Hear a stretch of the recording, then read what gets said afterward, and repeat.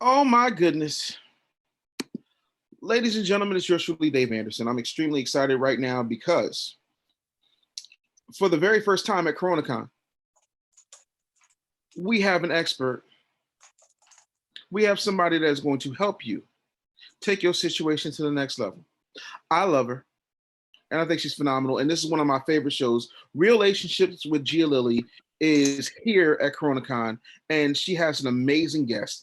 And I am super thrilled to be bringing you this information. If you are on any of our streaming platforms, be it Periscope, Facebook, YouTube Live, wherever you are, I want you to register right now at coronacon.live, www.coronacon.live.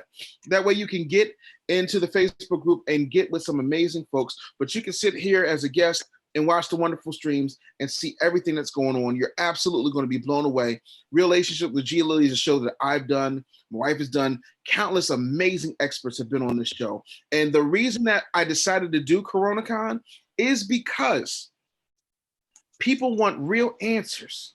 People want real solutions, and people want real relationships. Just like Dr. George Fraser said yesterday, relationships are how you grow and scale your business. If you're not in the relationship business, you do not have a business. That's what the man said. So I'm telling you right now, pay attention, take copious notes, and get ready to be blown away by the one and only Gia Lily. I'm excited and thrilled at this point to turn this situation over to the legend herself, Miss Gia Lily. What's popping, my friend? How are you? Thank you so much. What a lovely intro. It's all happening, of course it is, but we're managing, right? We gotta keep grounded. We gotta do what we gotta do to be in that place where we're taking charge of our situation and not feel helpless by it. And of course, my amazing guest, Stephanie D. McKenzie, is here to help me in that process, so that we at least we're having strong, healthy relationships despite what's going on around us. Absolutely. So you guys have at it. I'm gonna go find something to do, like drink some fat-free water, and I'm gonna talk to you in a few. Okay, Stephanie, have a great time with Gia. It's good to see you. I'll see you guys later on tonight. Thanks. Absolutely. Thanks, Dave. Bye-bye. Bye for now. Hello, everyone, and welcome to Relationships with Gia Lily. And I'm your host, of course, by that very name. And what we do here is we get very real about the way we deal with our relationships. And each week, as much as I can each week, I get to talk to amazing experts and guests in their field, talking about different aspects of relationships. And today is no exception, of course. And my amazing guest today is the one and only Stephanie D. McKenzie of the firms, the healing firm and the relationship firm, and so many other things. For me, words escape me, like in terms of what I can say about this woman, because she is so amazing, so impactful. And as Dr. George Fraser was saying in his broadcast for CoronaCon yesterday, was about having really strong relationships and making sure that you are basically on the same team. And you know what? I have a teammate in Stephanie. So of course, it's my great pleasure to bring on Stephanie and to introduce her to you as well, because she is a legend herself. So welcome, Steph. Well, hello, Gia. Thank you so much. And it's great to be here. I'm so glad you are here. I mean, it's taken us a while, but here we are. Absolutely. Absolutely. Yeah. I mean, my goodness, what a situation to come together under. But I think it's divine providence, really, that you and I, because of the kind of work that we do, and I will ask you a little bit more about your work in just a moment, the kind of work that we do, because we are so in sync with the work that we do in terms of helping people have healthy relationships, in terms of their relationships with their family, their friends, their colleagues, even especially their loved ones, their significant other. So that said, of course, it's important for us to take a look at it from a holistic sense, which you and I both do. So, and of course, that will make sense why you also have the healing firm, because you look at relationships from a psychological, emotional, physical, sexual, all of the areas that we need to look at in terms of our relationships, because they're not two-dimensional, as you know. Right. So yeah, tell us a little bit more about your work, because I want to hear, and so do those who are watching and listening in right now. Oh my goodness. Well, you know, I'm the accidental, and you know what? There are no accidents. So I was the coach that came into this space really kicking and screaming, because I had been a relationship coach my entire life, but you know, my background is in marketing. I own an award-winning marketing agency. And you know, I've told this story before, how I was doing something else on the way to where I am. And so I'm happy to celebrate, you know, 10 years with the relationship firm, working with couples, premarital singles, premarital couples, marital. I hate to say marriages in crisis, because unfortunately, by the time they come, they're kind of in crisis. Oh. And I wish people would engage in couple care more, which is what I like to call it, but we'll have time for that conversation later, as opposed to waiting for things to hit DEFCON, you know, for them to come in. But nevertheless, working with couples, being privileged to walk with individuals through their journeys. And then out of that, of course, comes the sister company, the healing firm, which I actually birthed out of my own healing journey, which included, you know, weight loss and getting into spiritual wholeness and physical wholeness, and the 6 dimensions of Sozology that we have at the healing firm, and just understanding that we are divinely created to live an abundant life, like to have nothing missing and nothing broken. And that can permeate every part of our lives if we allow the healing to happen. And so it allows me to just bring, like you said, that holistic standpoint in, and I'm really having fun. It sounds odd, but I understand what you mean.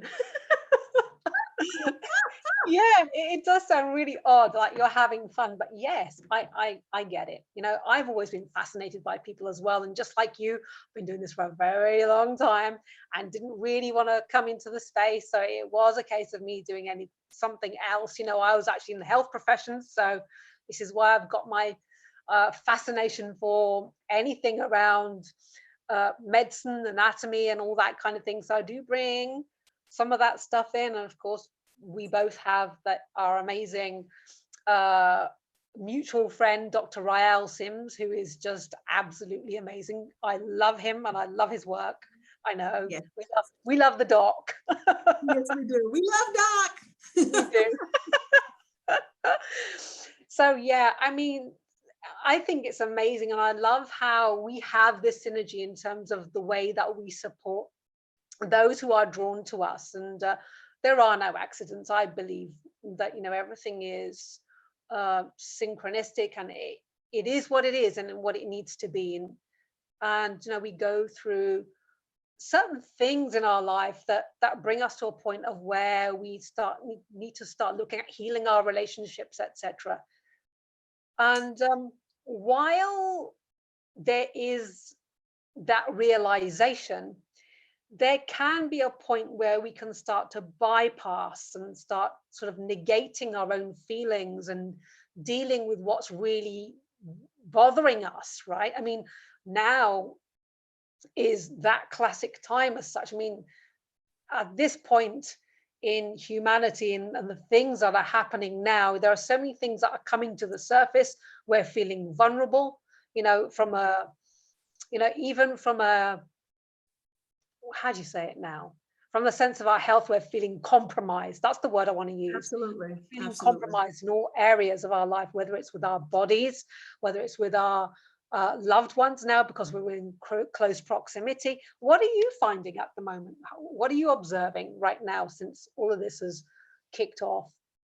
Well, you know, it's a myriad of things, you know, because since this started, I've felt pressed to show up, you know, and to offer a word of truth and encouragement, because it's not all rose and rainbows, and it's not Right. all unicorns, and I love a unicorn, but Yes. just really wanting to show up and offer some semblance of space Yeah. for the feelings that people may be having. And so the feelings that I'm encountering are varied, from the individuals who are in relationship, and like you said, they're in close proximity, to the individuals who are in relationship and not in close proximity. Maybe they Right. don't live together, they're not cohabitating. And so Mhm. that presents its own level of challenges, and is pretty telling as well about the strength of the relationship.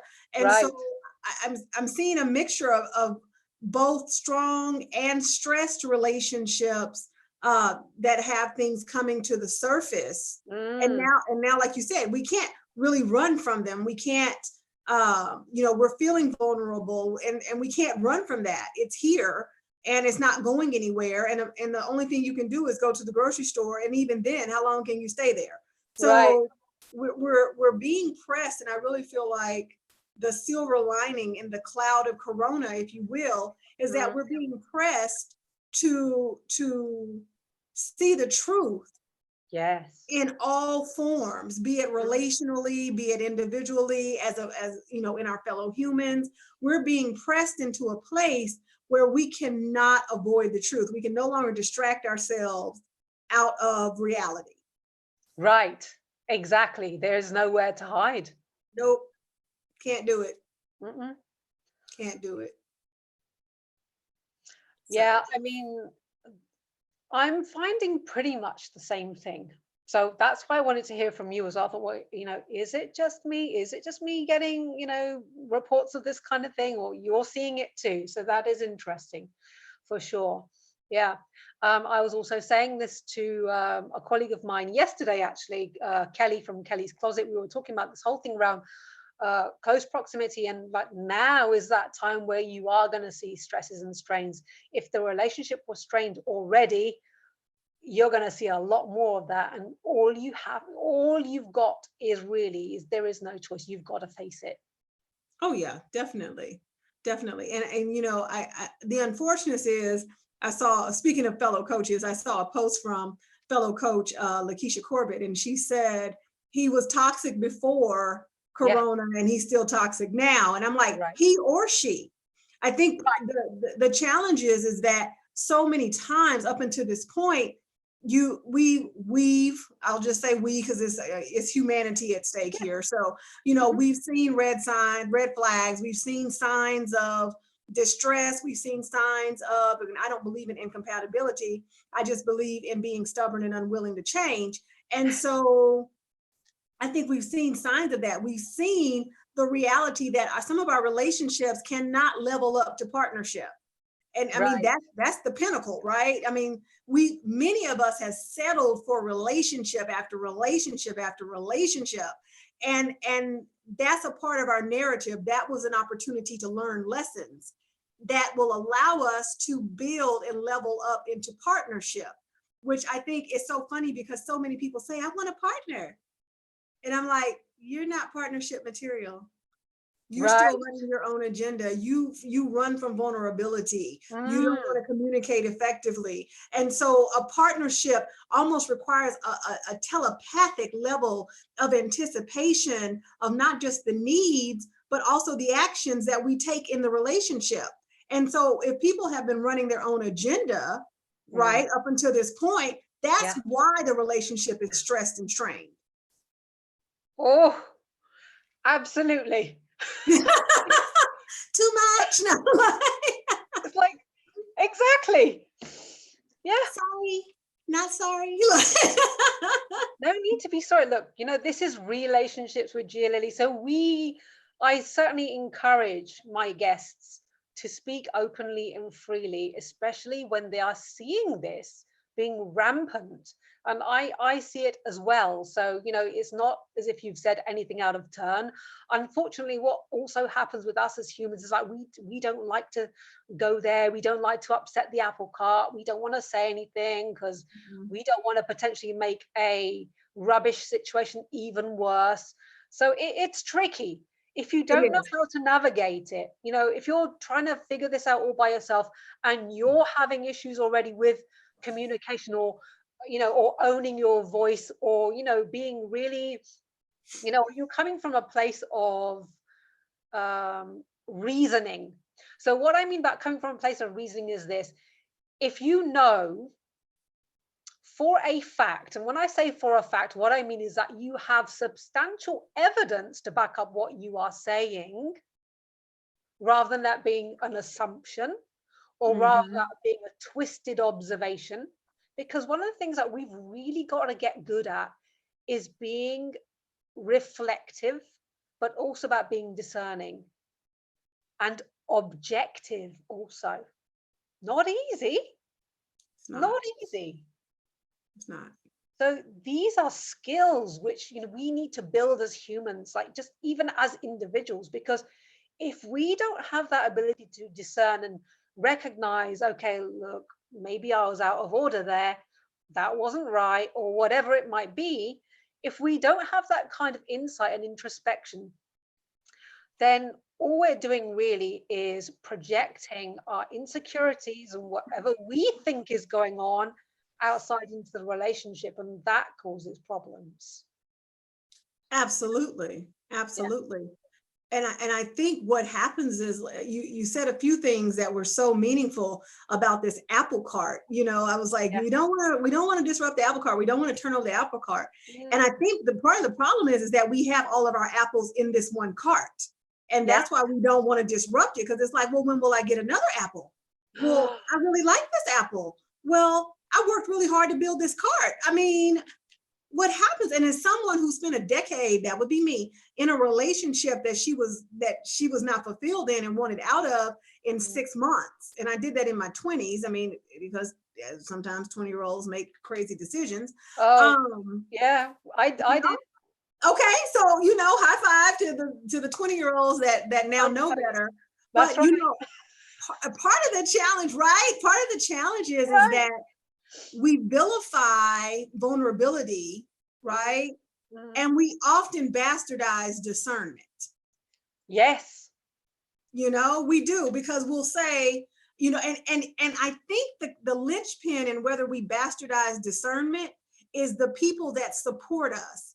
Because what I've noticed, and maybe you can speak to this too, Gia, is that if I'm in a dysfunctional relationship and I say to my person, whomever that is, you know what, girl, I don't know about this. Okay, if that person has set their self-love level to a certain level, if you will, if their self-love is at a certain level, then they will stand firm with you and tell you, you know what, you should trust your intuition. You should trust how you feel. If they haven't, then they will bring in the blame game, the shame and blame game, the guilt, and oh, your standards are too high. Oh, you just want too much. And then here comes the dragon. Here comes Godzilla to blow fire all over Tokyo with this one statement. Well, relationships take work. Absolutely.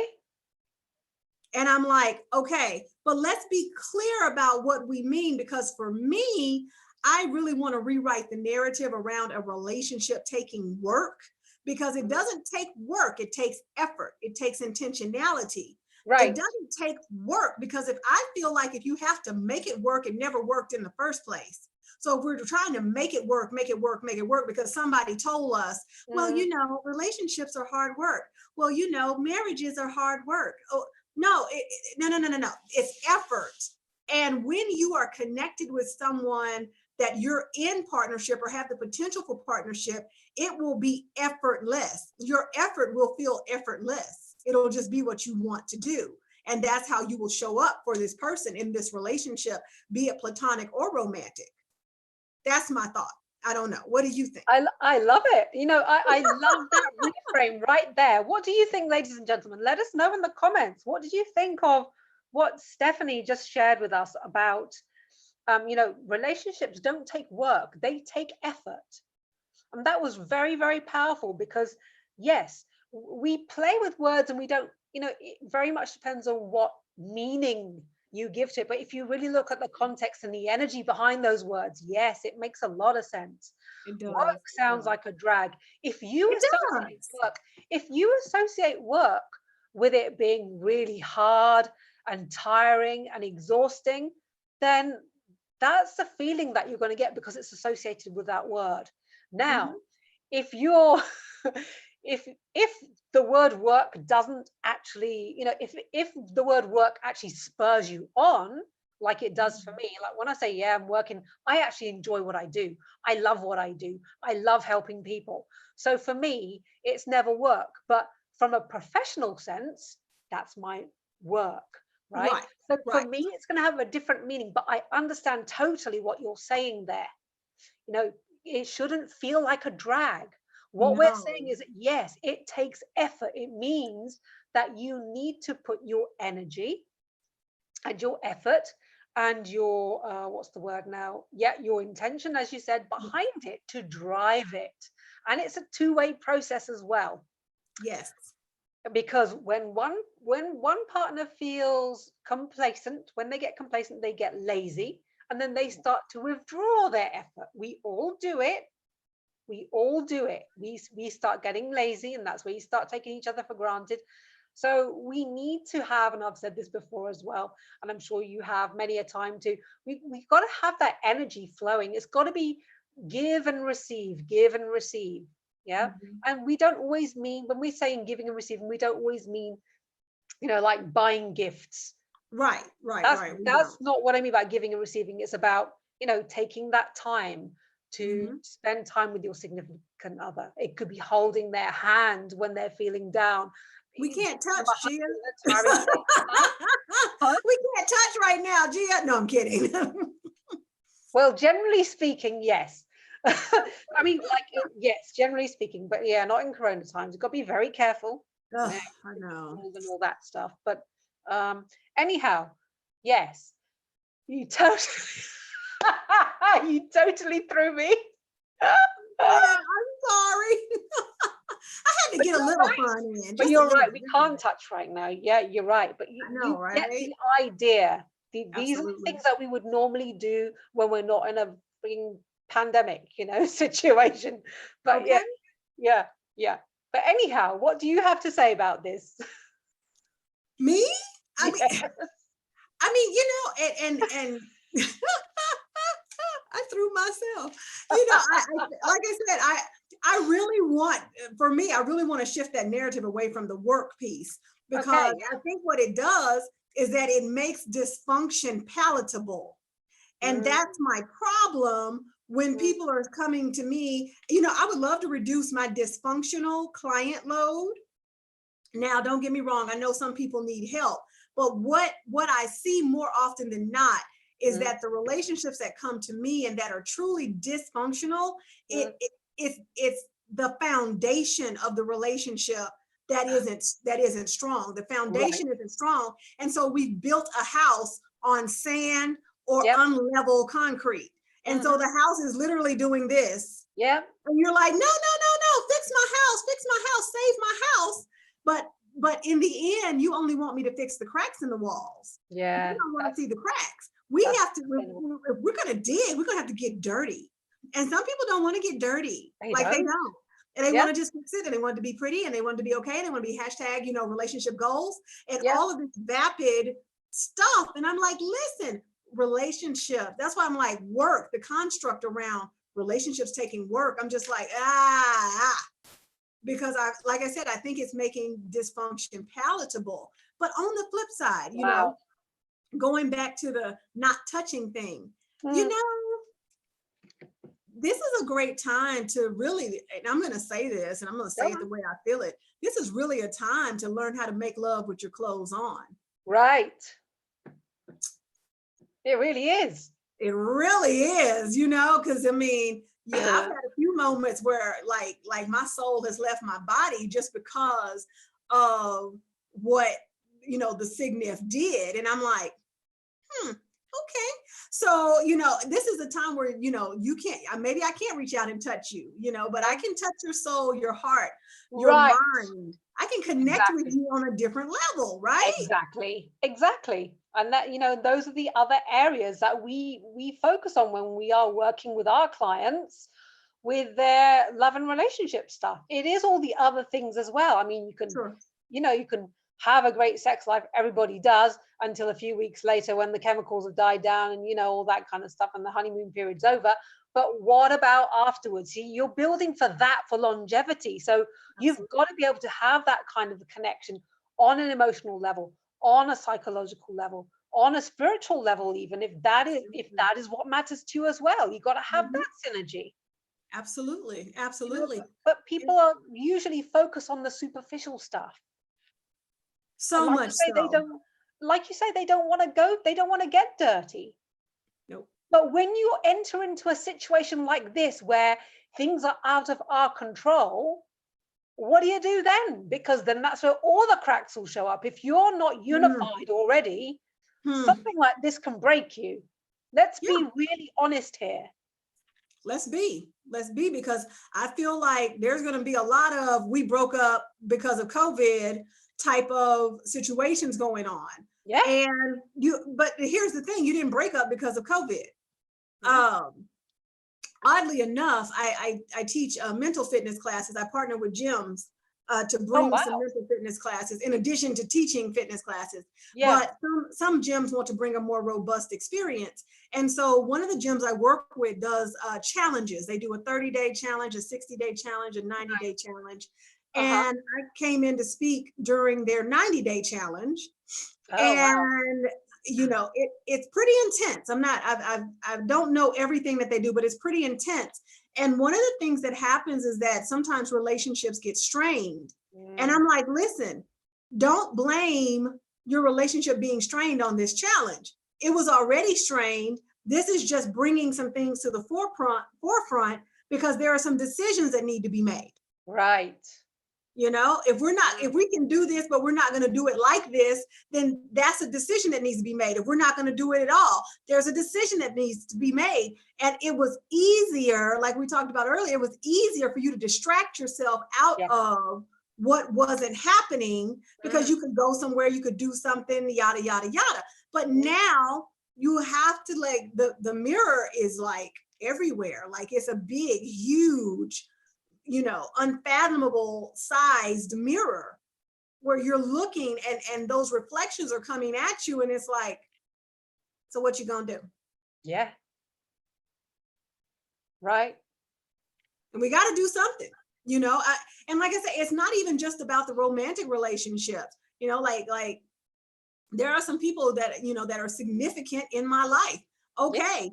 During this, I have lost consistent daily contact with one of them. Wow. Because we just weren't on the same page. They want to, come at this from one energy. I want to come at it from another. And so the two are not meeting. They're just not. Wow. And that's fine. I choose to preserve my energy. I choose to see this. I've said this, I set my intention early on. I want to be aware and alert, but not afraid. Right. And so if you threaten that posture, then there are some decisions that have to be made. And that's not a romantic relationship. That's just someone who is significant in my life. Right. So it's all up for grabs at this point. Do you want to live your best life? Because let's not try to go back to how things were. Like, let's really embrace what's coming in and what can be. Right.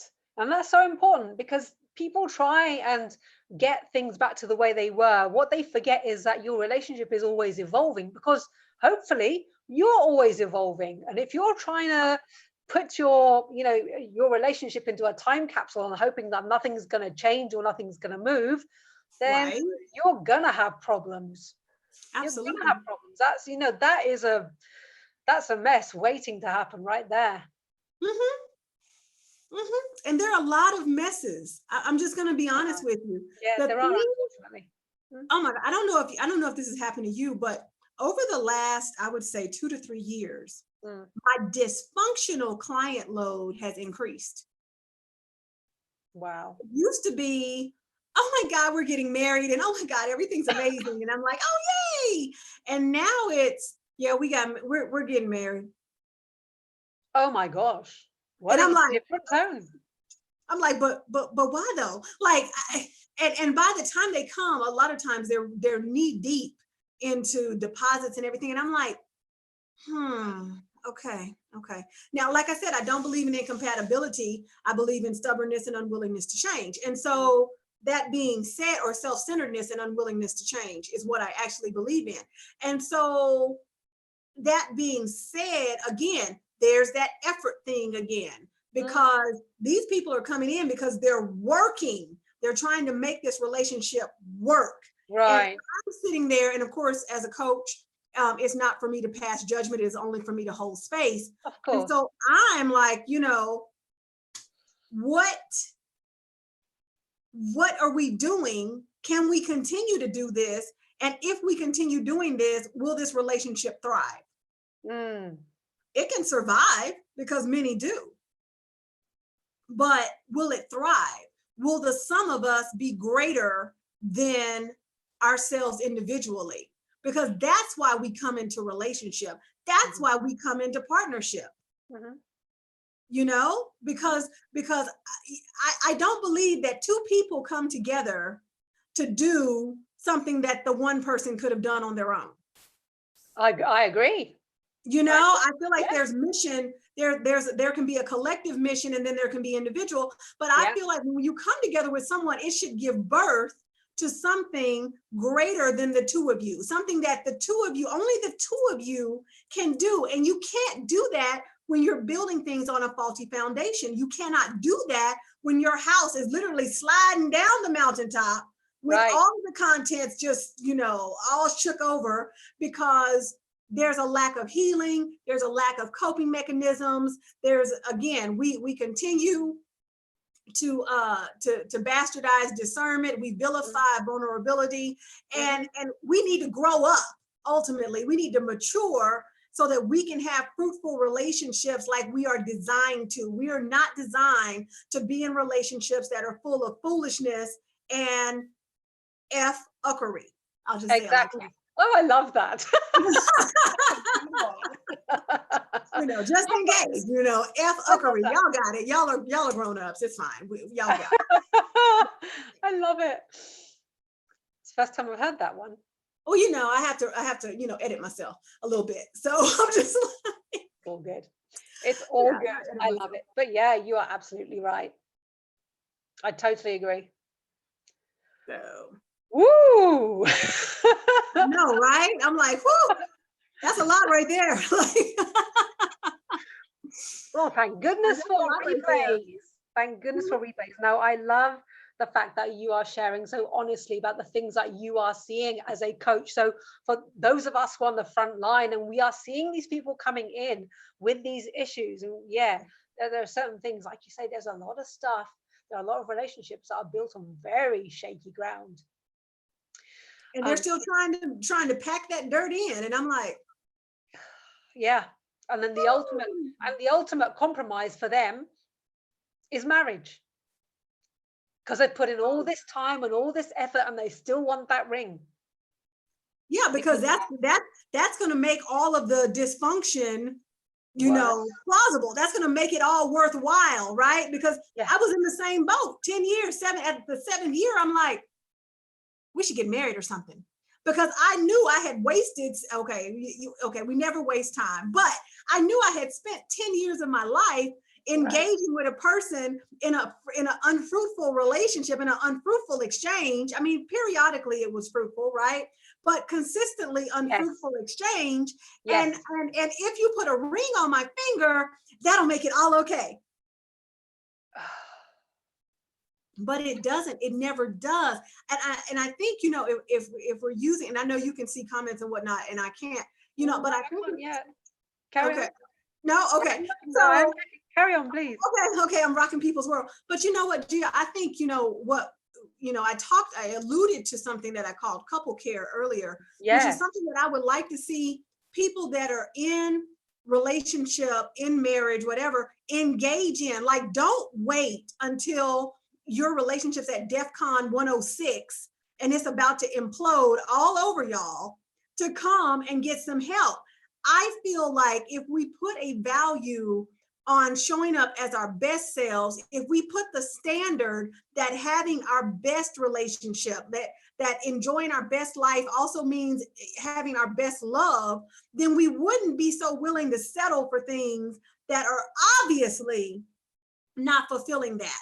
But again, many women, especially women, many women are told, well, your standards are too high. Your standards can never be high, can never be too high when you're choosing yourself, ever, Exactly.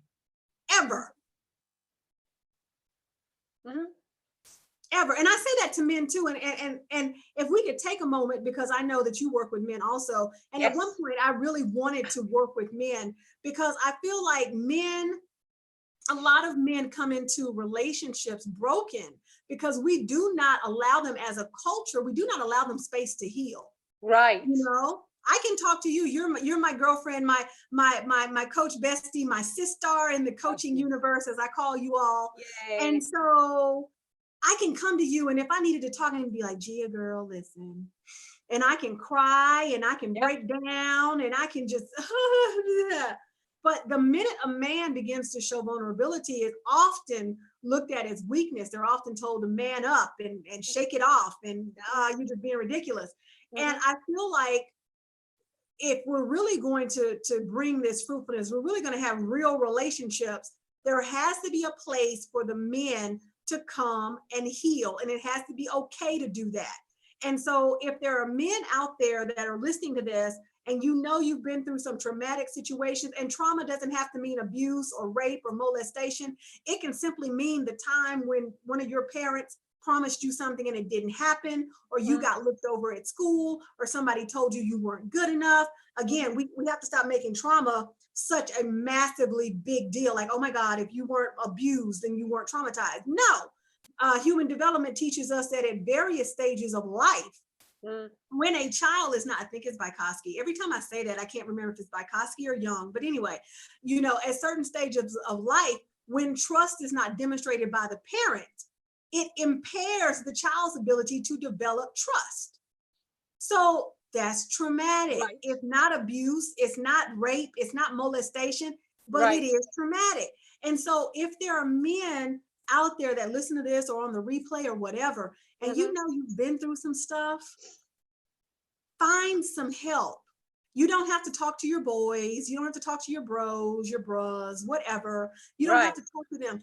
Get some help to navigate this, because that way you don't attract the wound-worthy relationship either, because it goes both ways. Yep. It goes both ways. You put blood in the emotional water, then the emotional shark is going to come up and try to gobble you up. Yep. Facts. So let's, and I know that you're going to be working with men more. I think I saw that, and I'm like, yeah, because they need it. They need a space. I have a men's group. I bet you didn't know that. I have a men's group. Actually. Awesome. I know. And you know what? I was hiding in it for the longest time and trying to get other men to step up and do this part and this part. And finally I said, you know what? I do this professionally. I'm not trying to come out and be a woman and you know, try to get with y'all or whatever. Right. I'm doing this from a professional standpoint. I'm here, I exist. And then other men begin to step up. And so then they have that camaraderie, that transparency, but I am there to manage that as a professional and give them a safe space. And so, yeah, I actually have a men's group. It's small, but I have one. That's amazing. You know, I can't keep up with all the amazing stuff that you do, because it's like, I'm doing this now and that and that. And, you know, it's great. I mean, in a very intentional way, I understand, you know, you're not, you think of, well, not think, let me phrase this really carefully now. Okay. You're very what I love about you, Steph, is that you're very spontaneous and you answer the call. Yeah. Put it that way. So it's intentional and you trust it. You answer the call. I do. Yeah. So that's how I want to say it. Is like, you know, you do all these amazing things. Of how does she do all of that? Sometimes I wonder, you know, it's funny that you say that. Sometimes I wonder, how do I do these things? And then like you say, it's divine. Like when it hits, you know, I sometimes I'll question it and be like, what? And I'll sit with it for a minute and then it'll just go forward. And then what'll happen sometimes is that I just need to get it to a certain point and then release it out. And so I'm like, oh, okay, well then I played my part. And so you know, I just play my part. And then sometimes I come back around to projects and I'm like, oh, okay. So now it's time to do that. But I needed to set it up in this season so it would be ready for this season, you know? So divine timing is always perfect. Absolutely. No, I agree. That kind of stuff happens to me as well. So it's all good. Of course you know. You're one of the first who gets to find out. Of course you know. Yes. Oh yeah. They have no idea how powerful you are. Like I'm just like, yeah, they have no idea. Like if they don't know, let me tell you, this woman here is fantastic. Like you have no idea the dynamo, the power that this woman possesses. Like seriously. I don't think people know just how gifted and just how gifted and talented and blessed and elevated and ascended and conscious that you are. And if they do know, then they are absolutely blessed to know so. But if they don't, then they need to find out. Thank you. I appreciate that. Oh my gosh. Thank you. You're welcome. And I did it again. Got it. I did it again. You did. You rendered me speechless. No, not many people can do that, but you got me. You got me. And it's all true. Seriously, it's all true. And I feel like, you know, in this time, if we can give each other, if I can show you love, if I can give you your flowers, so to speak, then I want to do that. I don't want to wait till later because there's a lot of things that we wanted to do later that we're not doing. Yeah. See, we were talking about seizing the moment and, you know, really taking this opportunity to put things right and to get clear on what it is that we want, whether that's in our relationships or even in our health situation as well, because it all impacts our health too. As we were saying, you know, you've got the healing firm, you've also got the relationship firm, and the two, you know, interplay, they intertwine, and we know why that is, because when we are in toxic relationships and situations, or places where we are unhappy within our otherwise happy relationships. Absolutely. Because we all have ups and downs as well. You know, even a strong relationship can have its, you know, its challenging times. So when that happens, you know, it causes us distress. And stress does horrible things to our body, as we know. You know, it affects the way we think. We don't think or speak clearly. You know, it messes up our sleep.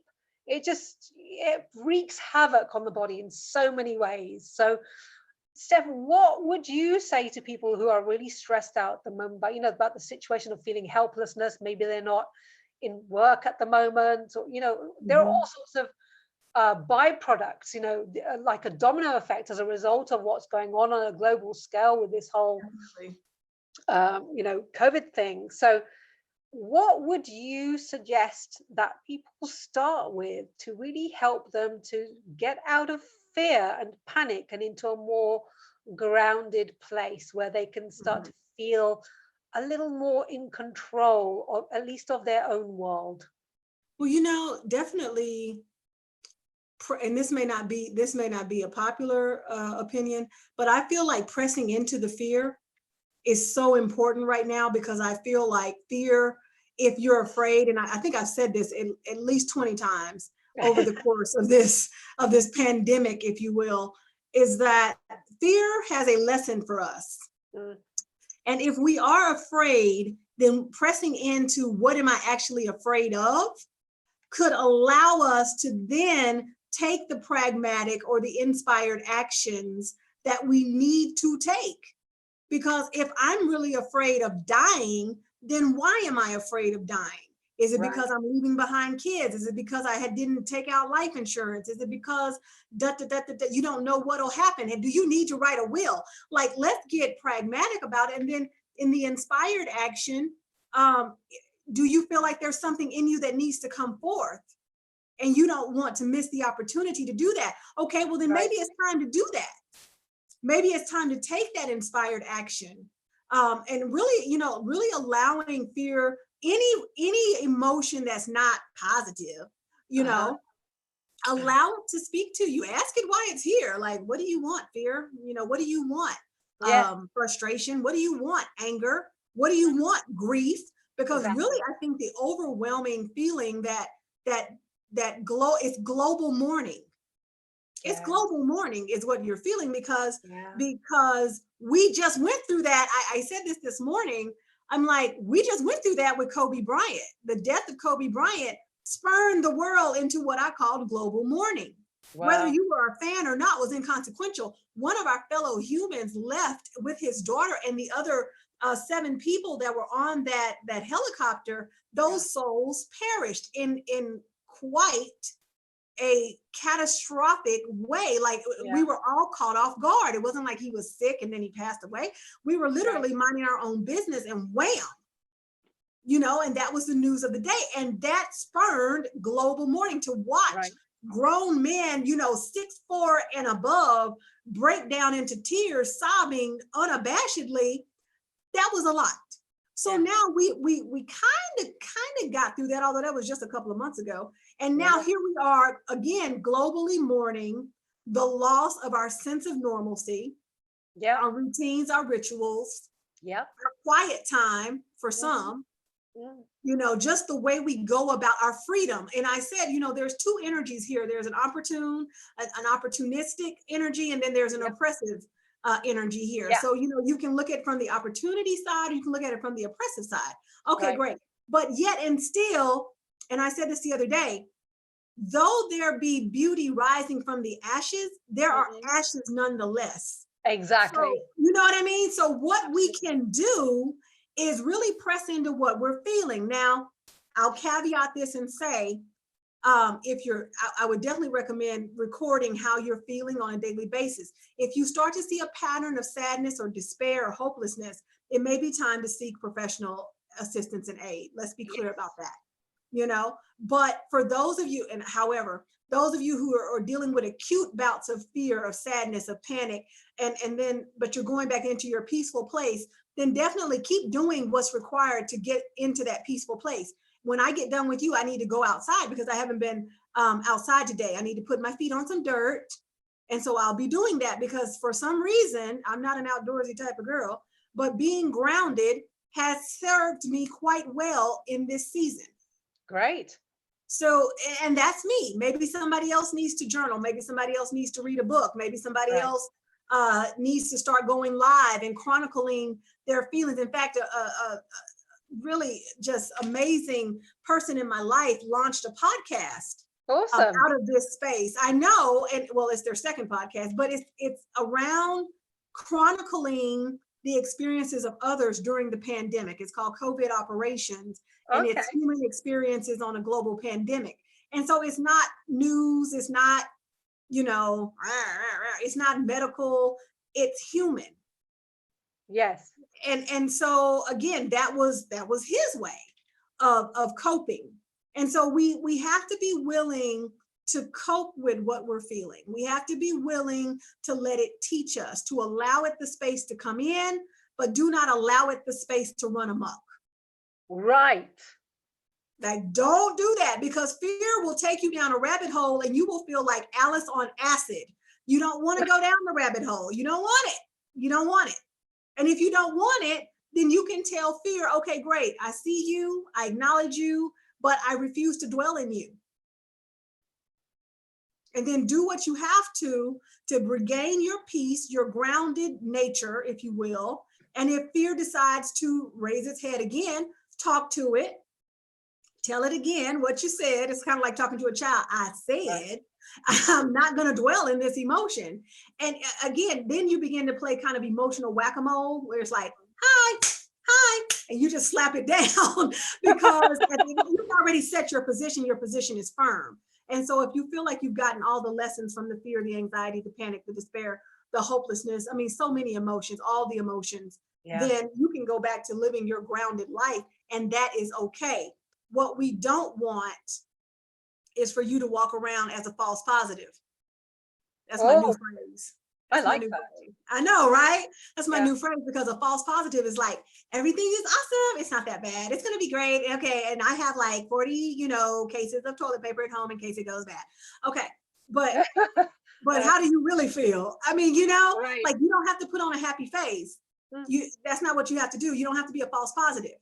You can be positive, but you also got to be real, because that's where we exist in authenticity. That's where we present ourselves as authentic. And if we don't show up as anything else in this situation, we've got to show up as authentic, because that's the call that we must answer. Exactly. I feel like I said a whole lot to like one question. Like, all I had to say was write it down. Like, I just got all amped up. Like, I'm all hyped up now. See, I'm ready. That's good. That's good. I mean, and that is another way of doing it. Like you're saying, just like get out what it is that you've got, that you're holding on to. And like here, you've just given it all. Not all, but you've just shared very openly with us as we were talking, things come out. So again, that's another great way of just releasing. Right, you had some things that you weren't anticipating on talking about, but it came up, it had to, right? I got Gia'd, or I got Lilied. I got Lily, y'all. She brought it out of me. It's not me, it's her. It's totally. See, I told you, powerful. See what she did to me? Hey, I did it with no hands too. I know, right? No hands. Sexy. That's hilarious. I'm terrible. It's okay. Well, you should have heard me and Kelly last night. That was hilarious. Did you go? Did you watch that? Did you watch that? I didn't. I'm gonna have to find how I watched this. Yeah. Okay. So, find how you watch. So, by the way, ladies and gentlemen, if you are watching this on any other platform, go over to www.coronacon.live and register there to watch all the replays and all the upcoming shows as well. So go over to www.coronacon.live for all the amazing shows that are coming up, and also the ones that you missed yesterday. Yesterday, I talked with another biz bestie of mine, Kelly from Kelly's Closet, and we were talking about love during lockdown and how to keep it spicy with your significant other whilst being safe, something along those lines. Anyway, yes, don't get pregnant. Risking your health. Don't get pregnant. That's my words. Don't get pregnant. If you don't want to get pregnant, don't get pregnant. Use protection. Right. Yeah, I'm here for that. Yep, cover it. Absolutely. Yes. Wow, Steph, you know that we could talk for hours and hours and hours, and I love talking to you. But I think, there's so much that we have covered in here, and there is a lot for our listeners and viewers to really dig into and go back. By the way, ladies and gentlemen, please go back and watch the replay, because Steph shared a lot. I'd said a lot. So with the two of us, you're going to need a minute to process all of this and move away forward. Now, if you want help with that, Steph, how can people find you? Well, you can find me pretty much everywhere at the Relationship Firm or the Healing Firm, except on Twitter, where it's Relationship FRM. But the relationshipfirm.com, thehealingfirm.com, you can find me, and I would love to hear from you. So there's that. Awesome. And you can find me mainly on Facebook. That seems to be my favorite place, at Gia Lily Love Coach. Just write Gia Lily Love Coach in, and that is my page. You can find me on Instagram as GiaLily_Love Coach. And also, for those of you who are looking to make your relationships better, and this is also an invitation for you, my dear friend, Steph, go along to, let me remember this one, right? Go along to sexloveandmindset.com and join the community there. Let's talk about how you can have a healthy, fulfilling relationship. Okay, so that's sexloveandmindset.com. Come and join me over there. So yeah, yeah, bless you. Absolutely. So that's how you can get us. Now we're gonna say goodbye for now. I'm gonna stay on for just a moment to introduce our next amazing presenter, and she is amazing. Steph, is always a pleasure. I love you and I thank you from the bottom of my heart for being here. I truly, truly appreciate you. And I'm sure those who've been listening in have got so much from you, and I'm glad they know how to follow you now. So please keep in touch with Steph. She is amazing. She's got so much great stuff coming up. We'll keep you posted on all of that as well. So Steph, thank you. Thank you. Bye, guys. See you soon. Absolutely. Yay. Well, that was Stephanie D. McKenzie, and she is amazing. One of my most favorite people in the world. One of my most favorite people in the world, for sure. Now, I am so excited. You see, one of the things that I get to do, and I love this, is apart from being the relationship expert, as part of coronacon.com, well, by the way, coronacon.live, should I say, one of the things that I get to do is be chief admin, which is rather fun. So I am actually team business bully as well, just in case you wondered, is that the same Gia Lily I've been talking to? The answer is yes, it is. So without further ado, I'm going to invite on our next amazing guest, Marita Gilcrease, and she's going to carry on the conversation around health as well. You know, how you can feel good about yourself during this time. One second. So I'm really excited to bring her on. So yeah, so this is the other aspect of having a healthy relationship, of course, with yourself. So here she is, the amazing Rita. I call her Rita. Hi, how are you doing? We need sound, my lovely. So yeah, so this is the other aspect of having a healthy relationship. Volume. Self. So here she is, the amazing Rita. I call her. Hi. Turn your volume down. Sorry. Is that better? Yay. Perfect. Good stuff. I said, hey, there's an echo in here. I was like, oh, I was on Facebook watching. I'm like, oh no, there's too much happening. Oh, bless you. Well, now it's your turn. So before I hand over to you, I'm just going to make you chief. Oh, check me out. 1 second. I'll hand over to you. I'm so excited. So what is your segment called, Rita? Because I'm loving what you're about to share. So Thank you. So I'm talking about just choices. I'm calling it Corona choices, taking control of your health. Right. And it's so important right now. Absolutely. It's absolutely fundamental. And I think it's like I'll talk about in a little bit, like a choice you just can't wait to make. Perfect. And on that, speaking of choices and health and wonderful things like that, I am now going to hop off. You are the host. And then, of course, Dave will join you later on with our next amazing guest, Felicia Kelly. So over to you, my dear. I am going to hop off now. I'll see you all later on, everybody. Bye for now. Over to you, Rita. Thank you. So, hello, everybody. Thank you so much for tuning in. I super duper appreciate it. I want to give a special shout out and thank you to Dave and the entire team for putting this together. It came together super quickly. So just to be able to give this level of encouragement, empowerment to so many people is amazing. So I'm Marita Gilcrease. As Gia said, most people call me Rita. You can call me Marita. I don't mind as long as you say it right and you spell it right, okay? So by trade, I'm actually a basketball coach. I'm a basketball coach at Rider University. Big up to all my Bronx out there. If you're a basketball fan, go ahead and give me a shout in the comments. You could rep your favorite college team. I'm bleeding Cranberry for life, but hey, if you have a team elsewhere, by all means, it's all love here. So I also wanted to get right into it because we got a lot to cover today. So I wanted to say, first of all, rest in peace to March Madness, right? Because I don't know if y'all like basketball. Like I like basketball, but like it would kind of cut me deep, right? Because you feel like you're planning for something, you feel like it's one of your favorite things to do.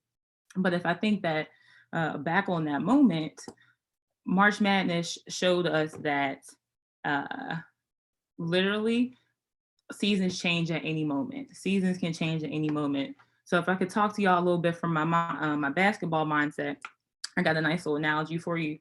So before the virus popped off, before it was ever, in the air and in our neighborhoods, we were in preseason. And normally you're well aware of what you're preparing for, but sometimes, just like now, you have no idea. You were preparing for a season you didn't even know was coming. And so right now we're in quarantine season. It's real. It is hectic out here, and you got to get ready. You have got to get ready, right? So one of the big things I would say is you just can't allow the season to impact how you're taking care of your health. And every season ends at some point. This too shall pass. So the question is, what are you doing to take control of your health right now, so that after season, you're prepared. You're prepared, you're winning. This conference is about wanting to win after this is all over. It's about being a winner after all this is over. It's about being in control. And a big part of that is going to be taking control of your health and doing what you can to make that happen. Let me go ahead and mute this so I don't have any notifications here. Cool. So if you got goals, like I know you got goals, and everyone watching this has big goals. You want to start a business, grow a business, become a relationship mogul, run a family, raise your kids until the ripe old age of 107, then you got to take control of your health so that you can do that. If you don't make it to the future, then your goals don't make it to the future. You know what I mean? So there's something to be said for that. And there's no guarantees, of course, but you got to be willing to do your part. And right now, we're in a stressful situation. People that are never indoors are cooped up. People that never have anybody around them, got people breathing down their neck. You got kids all in the same space. You're maybe not, your exercise regimen isn't necessarily where you would like it to be if you have one. There's a lot of stress, like Stephanie and Gia were just talking about. There's a lot of stress going around. And one of the best ways to target stress is to exercise. I know we'll get into it a little bit later, but if you don't have a routine, if you are totally new to the idea of exercise, there's no better time than right now than to pick one up. And we'll talk a little bit about how we could do that. But let me just tell you a little bit about what stress actually does to your body. So it's going to increase cortisol, the stress hormone, which is not good for you, which is going to decrease your metabolism as well, both of which are going to lead to weight gain.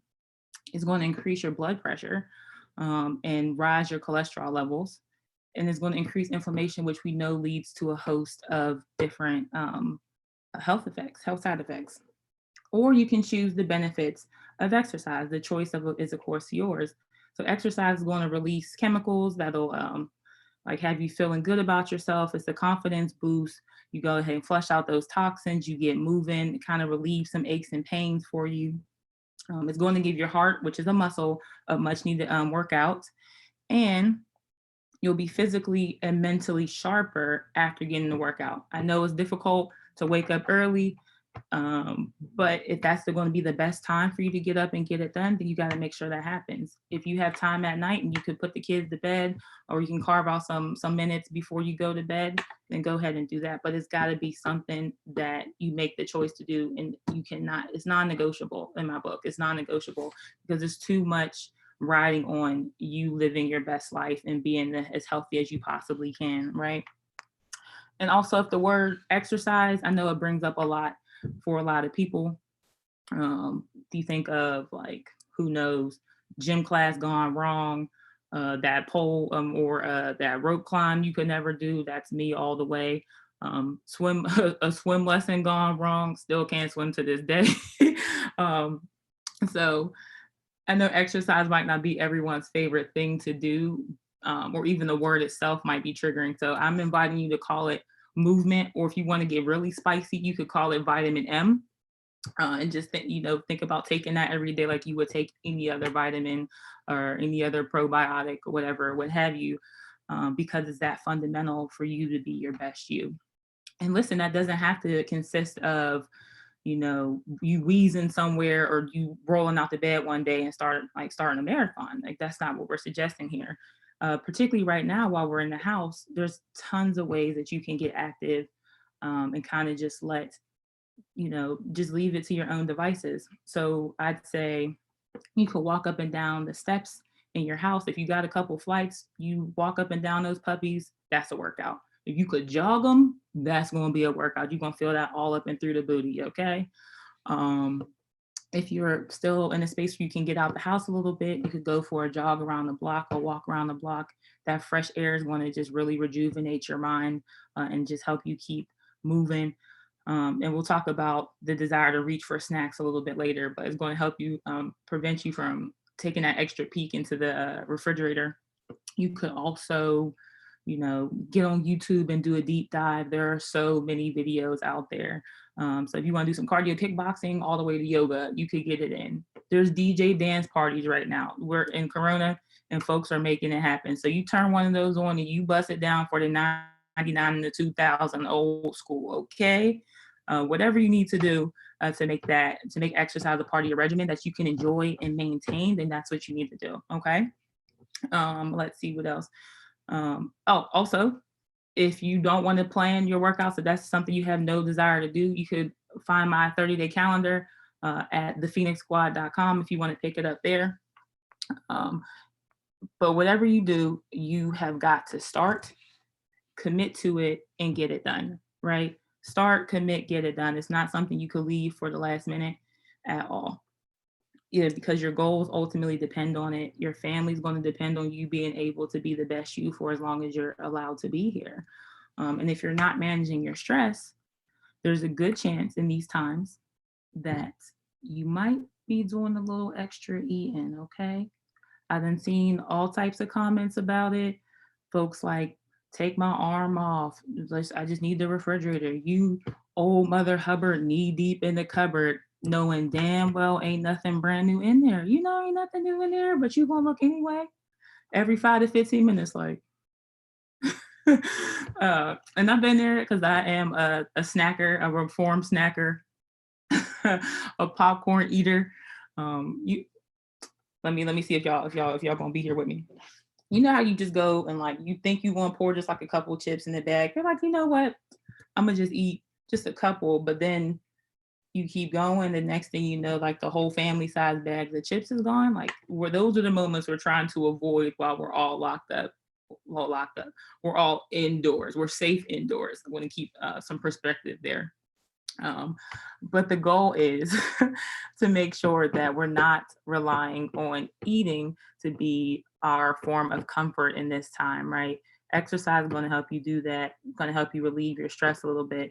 If you're stress eating, there's some real consequences to that on your health, because now every day is that moment where it's like, oh, I accidentally got to the bottom of the chip bag. Those are going to add up.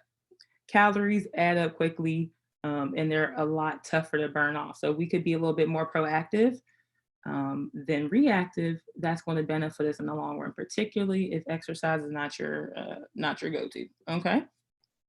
So let me see. But just one more time. Exercise, burning it off, whole different ball game than trying to prevent putting it on. But the choice is really yours, okay? So let's talk a little bit about the human body. Now, I don't know if y'all can tell right now, because I'm seated, but I'm 6'3", right? 6'3". I'm a large woman. I like it. I ain't mad at it. So what's good for my body is different than what's good for the average woman. And that is A-okay. The point is you want to make sure that you're doing something that's going to be good for your body. If you know you might have a little back issue, then we ain't going to have y'all here getting crazy on day one. If you know you might be recovering from something like your feet, you sprain something, strain something, you've been on the couch all these past 3 weeks we've been quarantined. So let's just make sure we're starting slow and at a reasonable pace, but doing something that we can maintain. Because building a championship body has nothing to do with a look or a size or a shape at all. It's all about making sure you're performing at your best. Okay. So, and that's going to come down to how you fuel it. So you could fuel your body and you could treat it like a Rolls Royce, a Bugatti, like you top of the line, like you up here. Or you could treat yourself like a station wagon. You're going to be out back sitting on cinder blocks, on 22 cinder blocks. So you want to go and move as best as you possibly can, or you might move, but probably not well and probably not long. So you're really it's all about how you want to fuel yourself and just promote your own longevity. And your body's always going to tell you what it likes, what it needs. The big question is, are you listening to it? Are you listening to it? So for example, quick nutrition lesson, your body by and large is going to ingest food, it's going to store it, put it into the bloodstream, exercise, and then use it as energy. Food, transform it into energy. So when your body's craving something, sugar, bread, sweets, oils, fats, whatever it is, that's your body's way of saying, hey, that meal you ate didn't really hit the notes I needed you to hit. I need some energy, like stat, pronto, immediately, I'm not going to make it. So then what's the easiest way to go get that level of energy back? Sugar. And sugar can be a little detrimental because it's going to put you onto what I like to call a blood sugar roller coaster. So it's going to spike. You're going to feel so good. It's going to go in. It's going to go right to your bloodstream, and it's going to hit you, and then you're going to crash. You know, like when you knocking them back, you eating that ice cream, and then afterwards you sent somewhere like, oh, and you upset, your stomach hurt. That's what we don't want to avoid, right? So let me talk to you a little bit. So I got a couple tips for you as to how you can kind of kick those cravings and make sure you are eating in a way that's going to allow you to not only enjoy the food, but stay fuller longer so you don't put yourself on that blood sugar roller coaster, okay? So 1, you want to drink enough water. You want to drink enough water. The more water you drink, the more your body's going to feel you're less likely to reach for sugary beverages in the first place, less like literal room in your stomach for it, less calories in the liquid form. You're going to be hydrated, and that's going to help your body feel like it's getting all the nutrients it needs. Protein. If you get that protein digests a bit slower than sugar does. So again, it's going to help you slowly get that energy as opposed to a quick sugar hit to the bloodstream and the quick crashes. Now, let's say you really just need a little something, little sugar in your system, then you would go ahead and grab something that's a little bit more closer to the earth, closer to nature than all these processed, refined carbs and sugars. So what that might look like would be squash, yams, carrots, beets, even spices. So cinnamon, nutmeg, that's going to give you the essence of eating sweet, but not necessarily having you knocking back ice cream and chocolates all day. A big one that's super underrated is sleep. And when I tell you I am a night owl to the death, like to the death. If you let me, or if I was like just out here freelancing, I would be up till 2, 3, 4 in the morning easily. However, I know that I want to be my best self. So that means I got to take my ass to bed. Well, plain and simple. You got to make your space somewhere you want to get into so you can cozy on up and then lay it down. Because ultimately that sleep's going to help your body regulate all of its systems. So you're less likely to try to supplement those systems with sugar. Okay, hope you're following me there. Eating real food. I was telling this to one of my players the other day. If you're hungry, then eat. Eating and snacking are 2 different things. If you're hungry, great, eat something and make it real, make it, whatever type of protein source you need, whether you eat animals, you eat plants, you could eat shoe leather for all I care. Eat something, eat a significant amount of protein, your carbs, your healthy fats, and in a good mixture. And that's going to give you that balance that your body's craving for. Your body just wants to be in balance. The better you get at listening to it and providing that balance, then you're going to be smooth sailing. Or for some folks, the big thing about sugar after a meal is more the ritual of it. We're very habitual creatures, right? And I'm sure you could think of 1,000 habituals. Is like, so if you want to create a new habit, creating a new habit for your post-ritual meal is going to be crucial. So let's say you're used to eating ice cream. So maybe you may not be even like, you might not even like ice cream, but you're just used to having it afterwards. You just like having something sweet. So if you just want to swap out something like a tea for something else sweet, then that's going to give you at least a new habit to reach for when it's time to finish dinner. That way, your tea might be a little less on the calories again, and you're not adding extra unnecessary sugar into your system before you go to bed. So just to recap, there's 7 of them.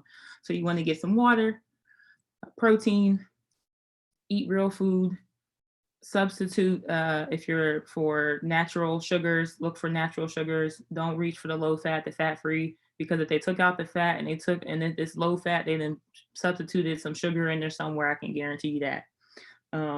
Take your tail to bed and then create new habits, right? Create new post-meal habits.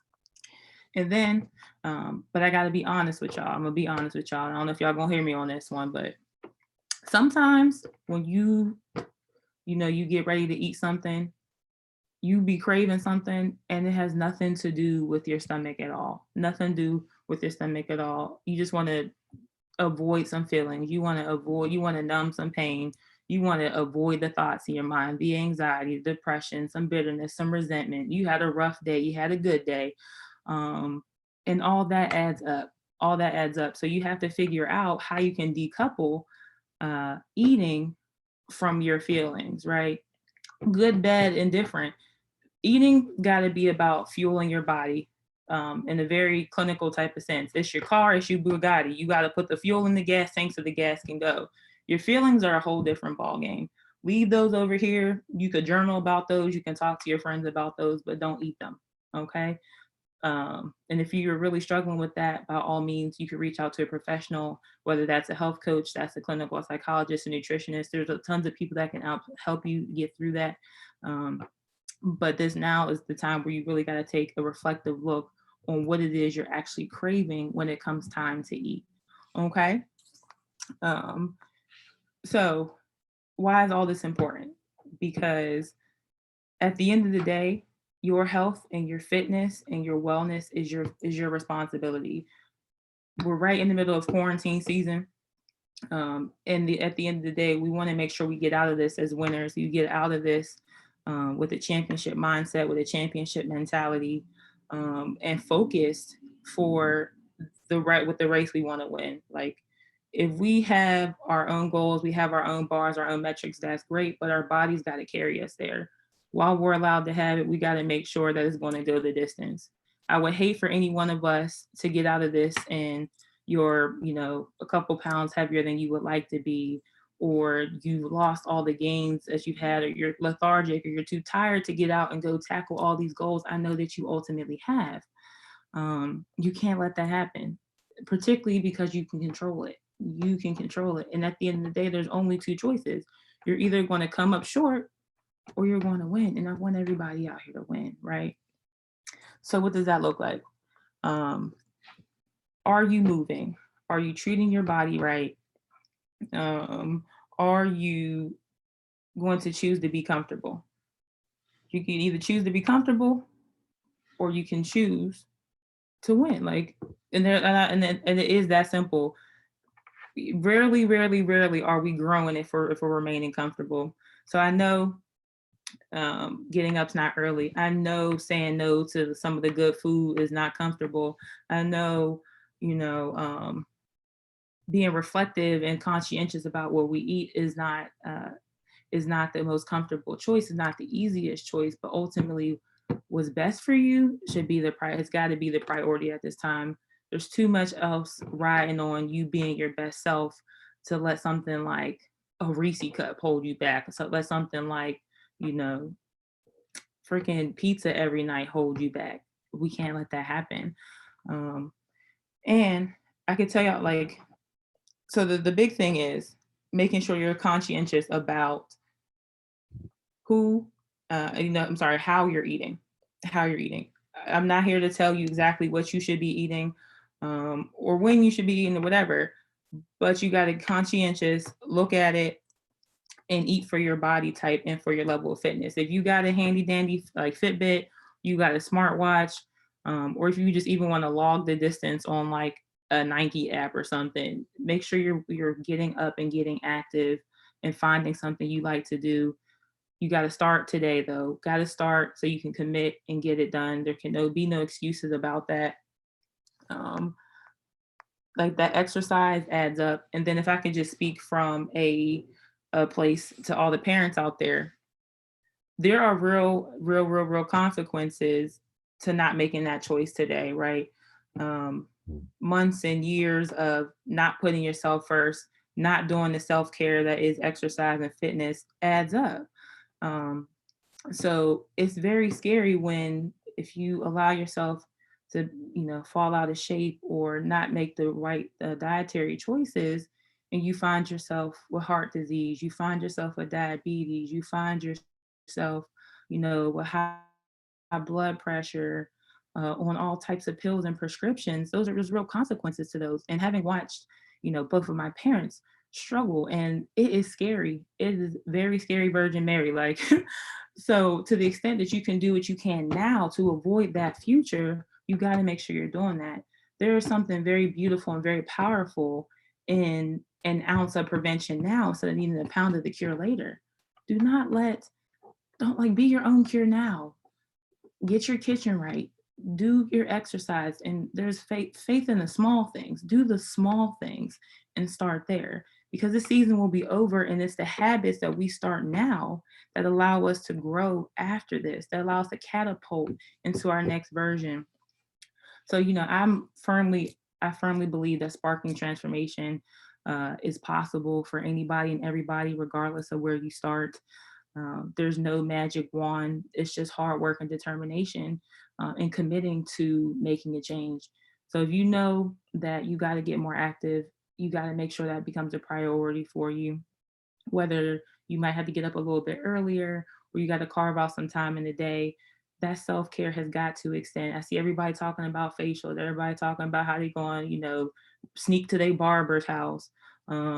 People still ordering wigs. I'm not mad at it. Stay fly, like stay right. Y'all see, I tried to do a little something here today, but ultimately,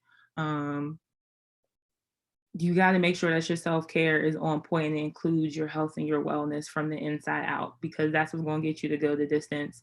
So if anybody needs help staying fit and staying out the kitchen, or some guidance on where to start their journey, you can find me at thephoenixsquad.com.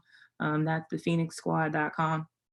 Let me see if there's any questions I can answer here before I know Dave's got to come on here in a little bit. Let me see what we got here. Come here, Facey. Where you at, Facebook? Let's see what we're dealing with. Do we have any questions? Cool. I don't think I see any. So with that said, again, if you could need to find me again, you have any questions about your health and your wellness, I would love to speak to you about it. I want to give a special shout out and thank you to everyone who's tuning in and watching me live and on replay.